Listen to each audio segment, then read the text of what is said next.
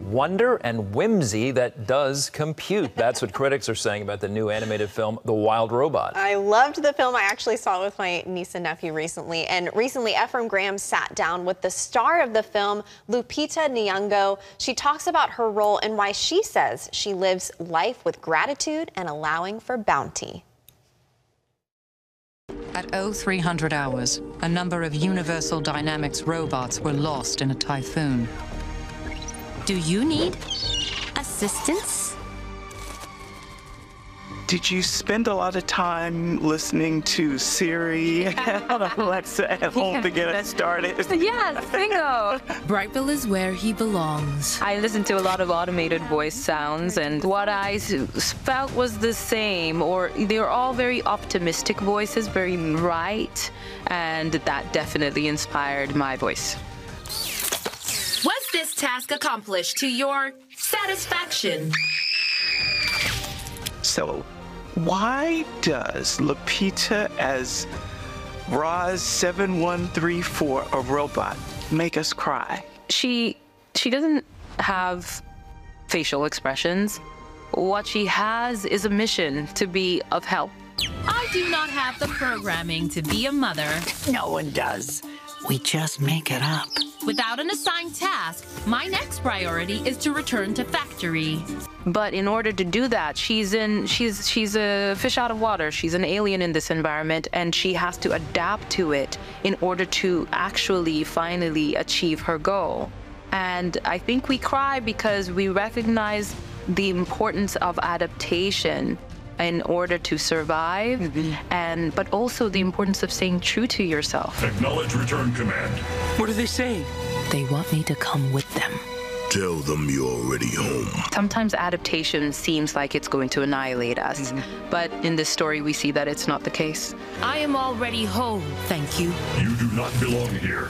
This is a wilderness. And I am a wild robot. So we always knew that Roz would end up in her fullest, most individualized state, sounding more like me. And then we kind of like reverse engineered it. So that first Siri-like Alexa programmed optimism sound is her factory settings. And then we worked to very, very slowly and subtly color her in with her humanity as she adapts to the island. You can return to your solitary life of struggling to survive on an island where everything wants to kill and eat you.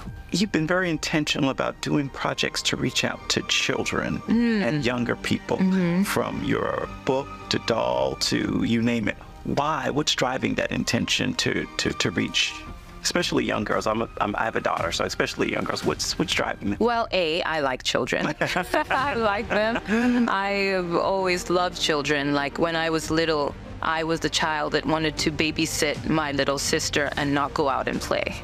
I've always loved children. So I've always gravitated to them. I always wanted children of my own. So I think there's that. But then I also think that the work of being an adult is healing your childhood wounds. So I think that in working at things that are for children, I heal my childhood wounds. It is more dangerous for him than anyone else. But he has a chance.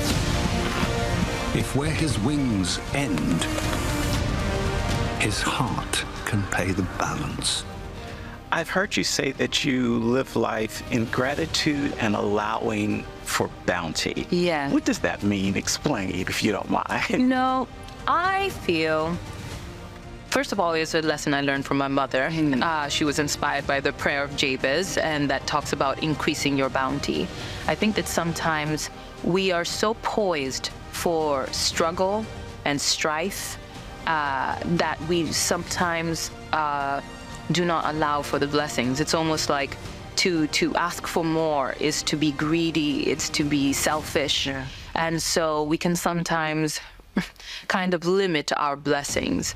But the lesson my mom taught me is that there is always room for more blessings. It's also about, like, you know, being content where you are, but also allowing for more, because there'll always be struggle. And when that happens, it is your bounty that will see you through.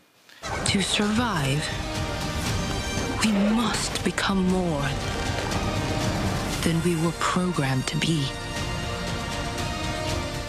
Thanks, Ephraim. The Wild Robot is in theaters now, and Ashley can go see it again. You've already seen it once, right? Tell us about your experience. Okay, so I did not know that this was a book until I went with my niece and nephew. My niece is 10, my nephew is 8, and they were so hyped. They were so excited to see this movie because they read the book.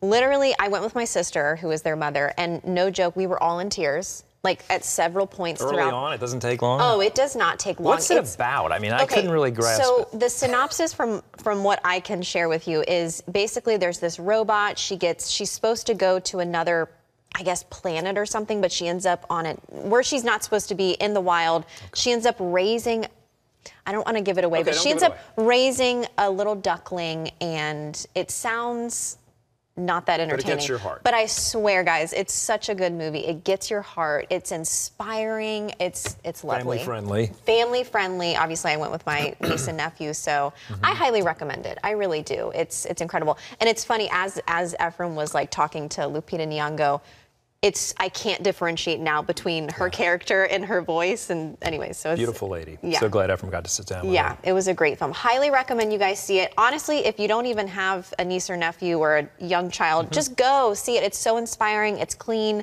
It's just a really heartwarming movie. Good to know. Yeah.